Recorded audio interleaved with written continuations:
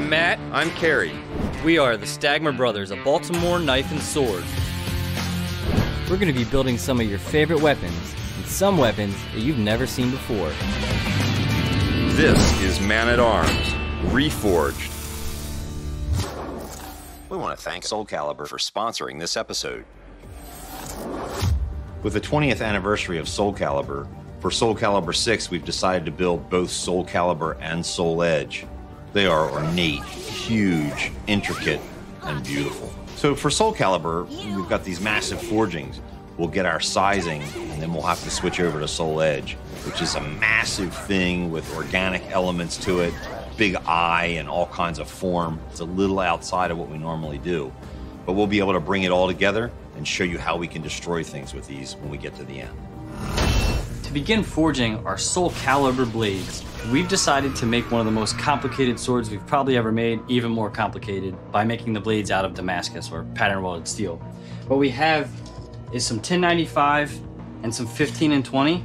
We have some big thick pieces of 1095 that we're going to add just to beef up the billet, give us some extra mass. The 15 and 20 will etch bright, and the 1095 will etch really dark, showing a really nice contrasted pattern along the entire blade. Should be beautiful. Now we'll just go ahead and tack weld these together as one solid billet, and then Ilya's going to forge weld it into one solid piece, do a couple folds, and then split the billet into two pieces to make both our twin blades.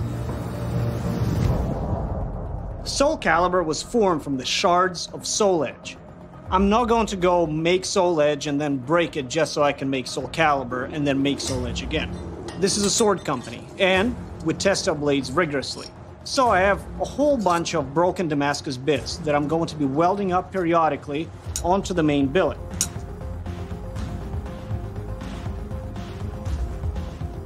With the initial forge weld now done on the billet, Ilya's going to start adding the broken shards of the blade to the billet as he goes. He's going to work it, hot cut, fold, and just keep adding pieces until we have the desired mass in the billet, enough to create two very long sword blades.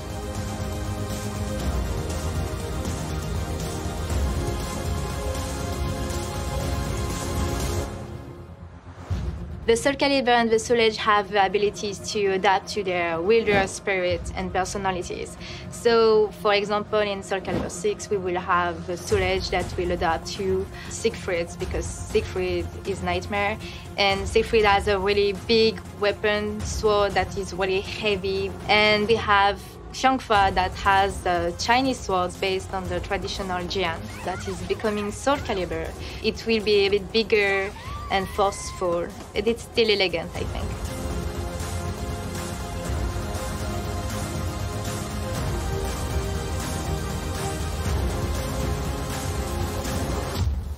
So I'm going to begin cutting out the sections for Soul Edge. This thing is so large, it doesn't even fit on my plasma table. So what I've done is I've taken a 6-foot sheet of the chromoly alloy that we use for our blades. I've laid out the distances top and bottom for the blade. I'm just going to draw that, and I'm going to use the hand plasma. I'll cut all that out, use that as my template for the second half, because it's going to be formed like a plow to make that massive form. The Soul Edge represents power and corruption, the bad sides of humanity. Every evil character would like to have it to destroy the world, to take revenge, to get stronger, to have more power. And you have some other characters, like Xiangfa, my main character, that wants to seek for this sword just to destroy it. Her main weapon is actually the Soul Calibur, so it's the perfect sword to defeat this evil sword. So this is the lower form. It's the hollow section below the eye. You'll see as we do the other side, we'll clamp the two together, we'll grind this irregularity out. It'll go pretty quick, and then we'll begin to build the big form of the base of this blade.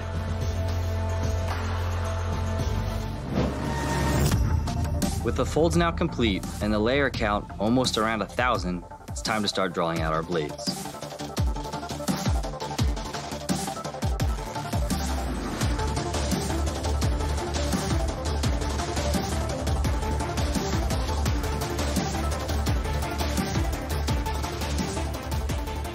Now that Ilya's consolidated the material he needs, to remove the excess tang from the other sword blade, he'll pour some water over the hot steel and then break it off.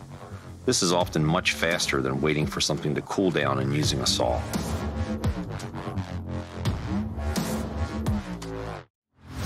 Now he goes back to the hammer and draws out the blades. He'll leave it fairly thick as he still has to do some cut work for ornamentation.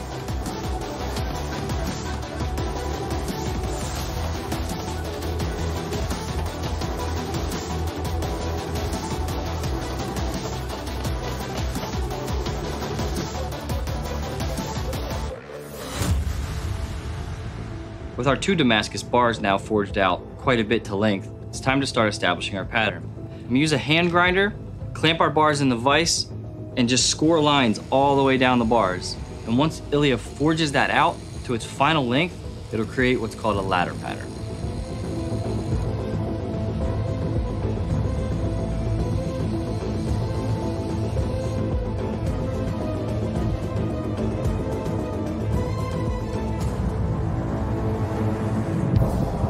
Once the necessary material has been removed, it's time to flatten and draw out the blade.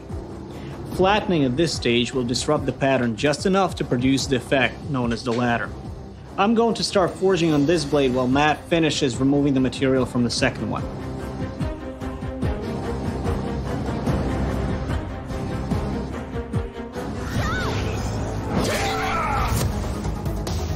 Now that we have both our main edge pieces cut out on the plasma for our sole edge, it's time to just move to the grinder, true everything up. My goal here is just to grind these as close as possible so when we weld them together, everything matches up.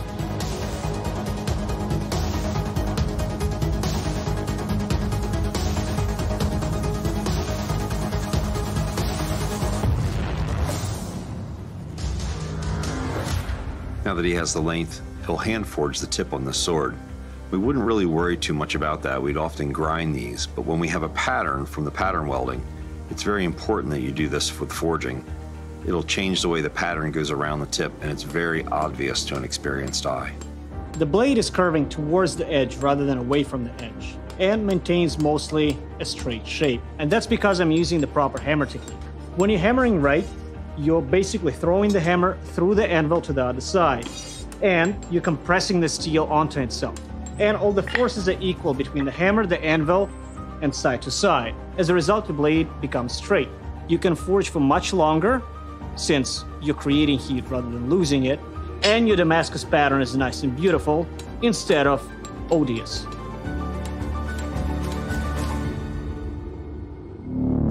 So when we got the original artwork for Soul Calibur 6 for this weapon build, one of the things they sent us was a 3D object file. We decided that what we do is we go ahead and print one to kind of see how this pommel's going to work out. Brought my brother in. This is Emery Stagmer. Hey. He's a flight software engineer at a major aerospace company here in the area. And the 3D printers live at his house, and he's doing the programming. And so I'm going to let him tell you what he did to kind of figure these pieces out. So this is the size that it came in when I originally printed it at its original scale. Anytime you have an undercut like this, you have to support it from underneath so that the hot plastic doesn't droop. I was running it too hot, so I had to cool it down. The second try is quite a bit bigger. The supported material is a little bit better. The scale there is larger, and actually the layers are thinner, so we get a better resolution in the curves up here. So then when we finally got up to this one, it's printed yet even cooler. This is a 13-hour print. And you can see this is all just support material under here. So we can break these support materials out with just a pair of pliers. So you can see these underneath curves are pretty good. The outside edge here is pretty thick. And you start to see the faces. The faces came out great. The kind of a hooked nose, and really very cool. It certainly is something that we could work directly from, and this gives us our scale so we know size-wise what we want the piece to be. So I just wanted to thank you for coming by and dealing with this, you know. It's great fun. Good ladder patterning takes a long time, as you have to space your cuts fairly evenly. Thus, by the time Matt is done patterning, I'm completed with the first blade, and I'm ready to start on the new one. As Ilya forges the second blade, he'll continually stop and compare it to the first. These are mirror images of each other, and he'll have to make sure they're very close before grinding. All right, both our Soul Calibur blades are now forged. It's pretty awesome. Two very organic pieces turned out perfectly. I just have to start by truing up the perimeter. Each hammer blow adds a little bit of regularity. Then I can move on to grinding the edges. The bevels are already established during the forging process, so I already have guidelines in these blades to go.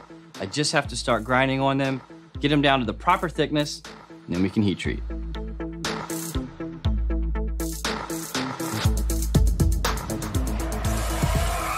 For Soul Calibur, the pommel is a very specific form. It's anthropomorphic, which means a human form.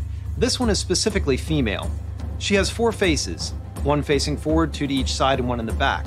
Her body is a mirror image on the front and the back. So this is a very unique piece, and I've chosen polymer clay to do the sculpt. And I have an armature here that I've created.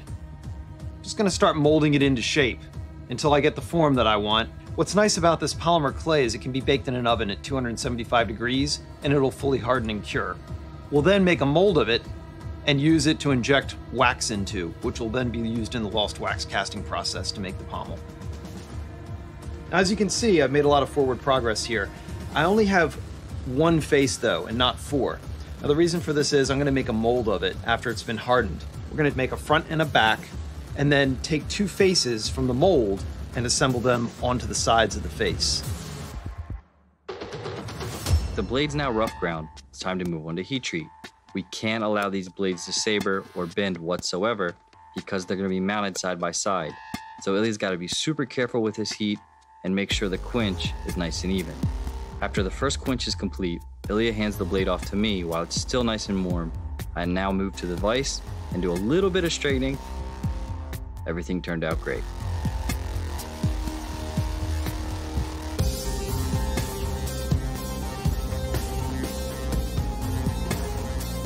To temper our 2 blades, we're going to use a hot oil bath heated up to about 420 degrees. Rick places those blades into the hot oil, leaves them there for about 2 hours. Once they're cooled down, they'll be ready for their final grinding.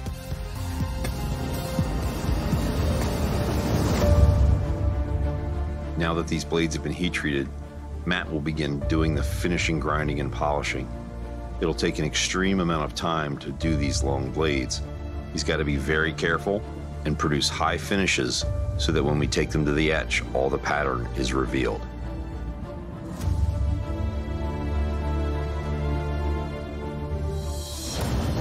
To create the central section, John will move to the plasma cutter to cut out 2 equal patterns that will later weld together as one.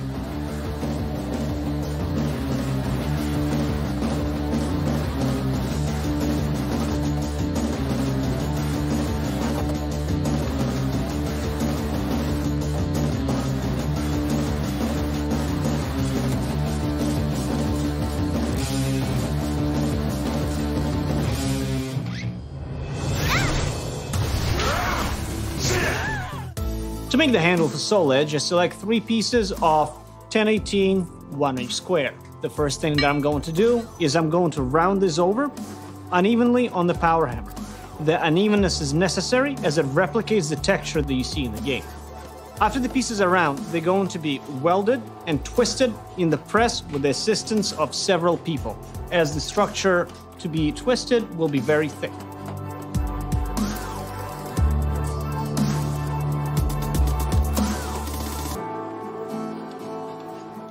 Once I cut the sections for Soul Edge handle to size, I use the leftover clip-offs to begin the guard section of Soul Calibur. What I'm going to do, I'm going to narrow them down and flare the tips to make the serpent tail motif. That way Soul Edge and Soul Calibur will always be tied together, as they share the same origin.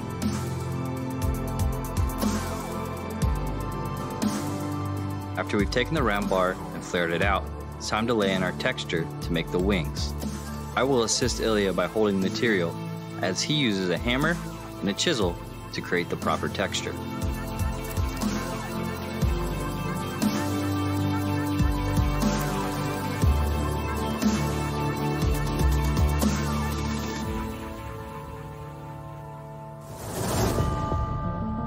So I've made the mold off the master that Rick sculpted. I just took his object and glued it to the bottom of this, poured in the mold compound and let it sit for a day. Well, I want to try and get this out without actually cutting anything. And knowing that the sculpture is glued to the bottom, It should just be a matter of once I have the rubber out, I can just pop it open and pop the original out. We'll be able to just put molten wax into here. It'll come around, we'll be able to pop out a series of them, and we'll be able to make the master for our pommel. With the texture now in, it's time to start our form. These two pieces basically coil around the central orb. So Ilya's gonna move to the horn of the anvil and start the coil-like bend.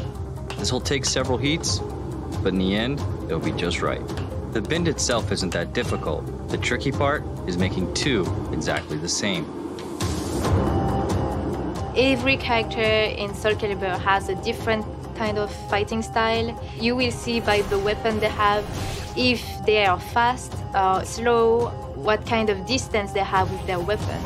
Siegfried has a very big weapon, so he's slow, but the damage are very important and he can reach very far with his weapon. In other games, you don't care if the character is left-handed or right-handed, but in this game, it's very important to know that because, for example, CÁNH TAY is right-handed, so you will know how to avoid her moves by stepping on the right because she's right-handed, and Siegfried is left-handed, for example, and I think it adds more difficulties to the game, but it's also so nice to see such details because even in real life, the persons also have left-handed or right-handed preference.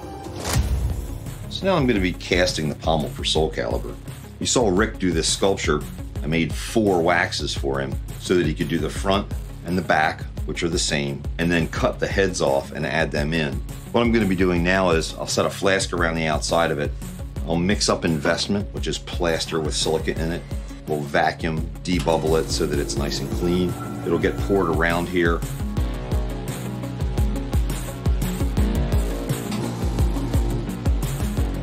Once that sets up, we'll be able to go to the kiln, melt the wax out, and pour in the Britannia.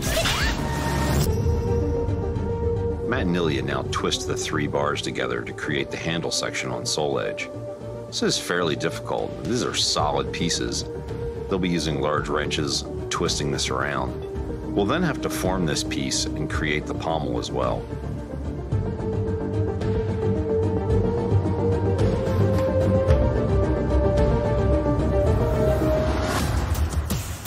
So I've used some of the epoxy clay and sculpted the eye in the Soul Edge sword. We've got a nice concave surface. We're sanding it smooth. We're going to do a base coat of paint on here. Then I'll move on to doing the details of the iris, the veining, and the coloration. With the investment now fully cured and up to temperature, Carrie places it into the casting machine and takes the electromelt that is full of molten Britannia and pours it in.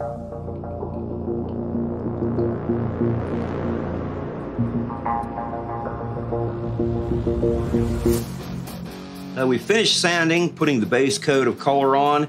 I've done all the detail painting on this one, added in the thread veining and all the background colors. We've started to build up the clear coats on this. We'll move on to the other side of the eye, which I've done the base coat, and start the detailing on that one.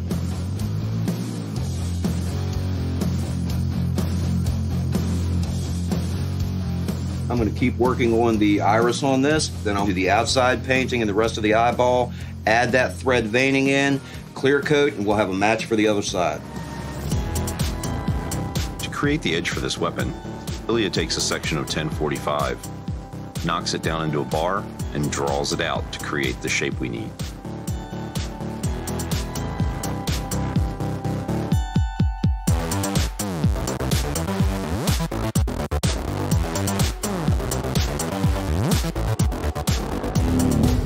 I'm using a clear glue. I've frayed the thread and I'm laying this in and gluing it down. Working from the design that we plasma cut, Ilya is going to be shaping this bar. When we create the form of this piece, that bar will be the strong backbone that we build everything on.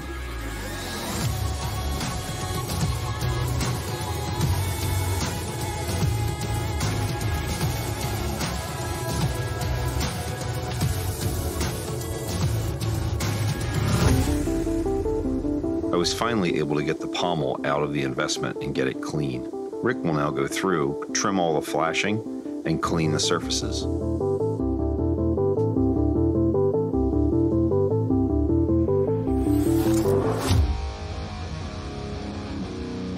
So I have the primary sections of this welded up.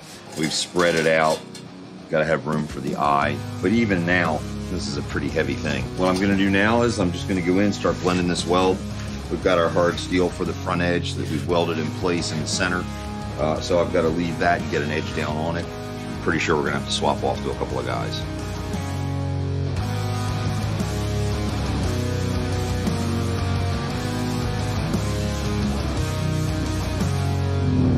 To create some of the final fittings for Soul Calibur, we're going to be working from this ball that you see.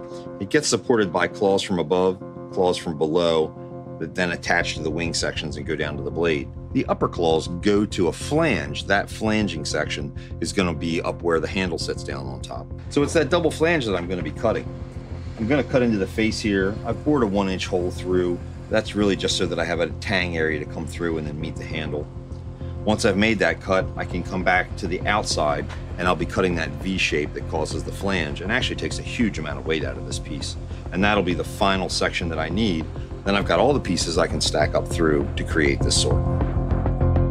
Today I am actually covering a handle in chainmail. This is European 421 chainmail. To start, you need to take one link and add 4 links to it. You want to line it up in a specific way. 1 row facing upward and 2 rows facing downward.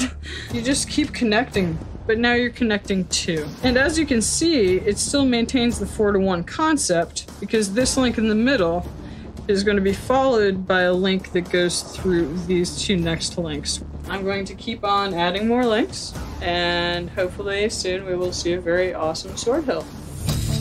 Since we're doing a lot of hand hammering to create the forms for this weapon, I'm just going to do some rough cutting using the hand plasma.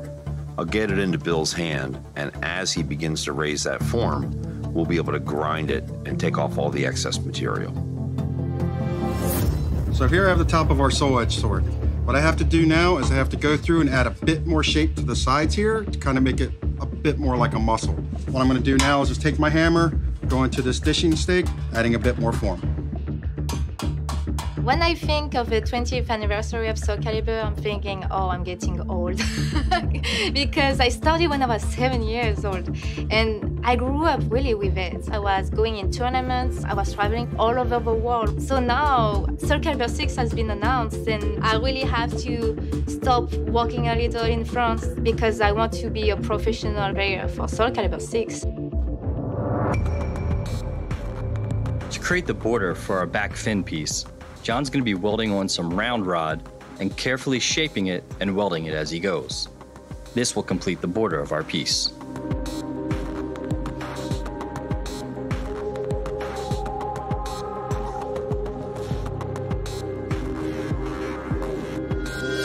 One of the key touches on the crossguard assembly is to introduce the runes that are present in the game. I'm going to use a fairly large hammer and a fairly large cutter, and I'm going to cut in the design.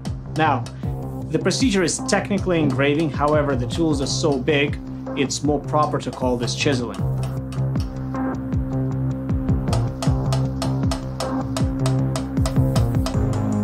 The Soul Calibur competitive scene has a lot of history.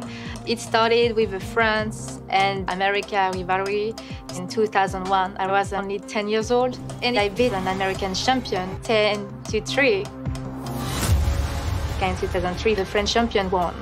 But after that, in 2004, an American team came to France to defeat us, and the American champion at that time won the tournament. In 2012, it was a Japanese player that won. It made us very curious to travel to Japan to compete against the best Japanese players.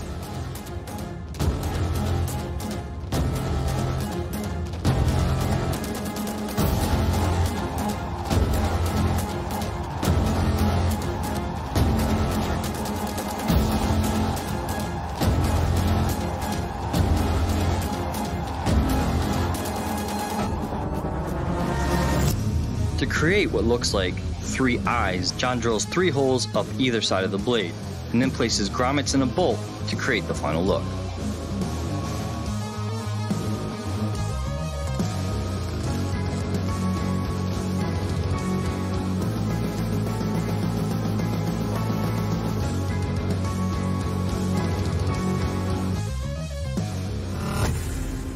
It's now time to forge our claws that capture the central orb. Ilya is going to use a piece of stock and forge our claws to shape. After he gets his rounded shape, he draws out the points on the end of the claws. To get a nice smooth rounded area, Ilya is using a hardy tool with the proper shape.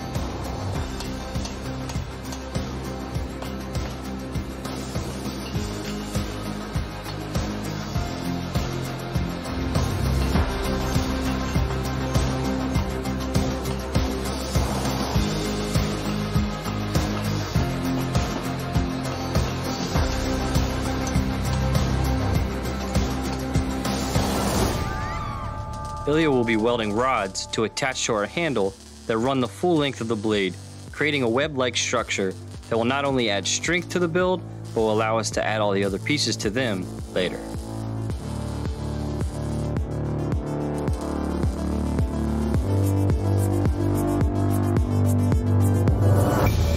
Bill uses an old technique that we did when we used to make a lot of armor. He's going to take WD-40 and spray it on the surface as he uses a torch to heat it.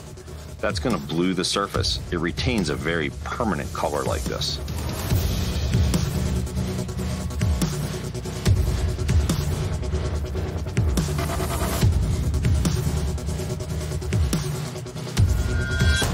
With our blades now polished out from 400 to a Scotch-Brite, I'm using some acetone on a rag just to remove any excess oil or anything that could really be on the surface of the blade that could contaminate the etch or really disturb the surface of the pattern. We're gonna leave these blades in the ferric chloride for about 45 minutes, maybe an hour, until the pattern really shows. But let's go ahead and get a sneak peek of what the pattern will look like. Really pretty. The community has always been passionate about this game, and it's been 7 years that we are waiting for this. And I'm happy because this game is going to gather the new players that have never played Soul Calibur before, but it will also satisfy the old community like me. That's what nourishes the players, the competitive scene, to play and travel. And I hope that it's not only France or America and Japan. I hope it's really worldwide and that we will see many countries in the game. Now that Soul Edge is near completion, the guys have created a plate for the inside. We've perforated with holes. They've ground it up real good so I can get a good bite. I'm going to begin to build this up with a car body putty and natural rope, fill in the concave eye, get that set in, smear some putty in there, and begin to use the putty to actually glue our first rope down, and we'll start to build it up from there and get it finished.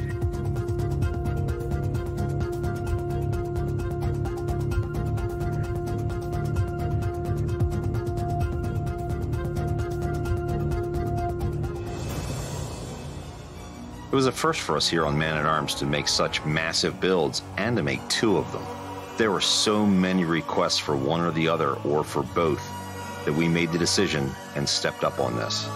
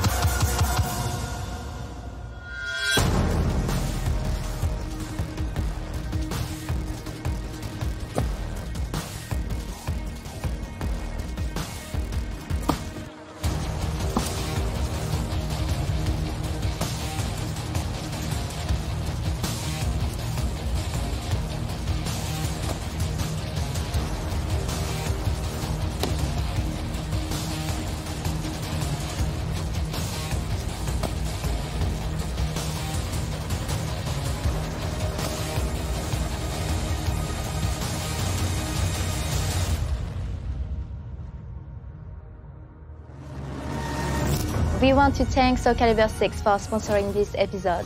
Make sure to play this game and check these swords in action. Soul Calibur 6 will be released on October 19.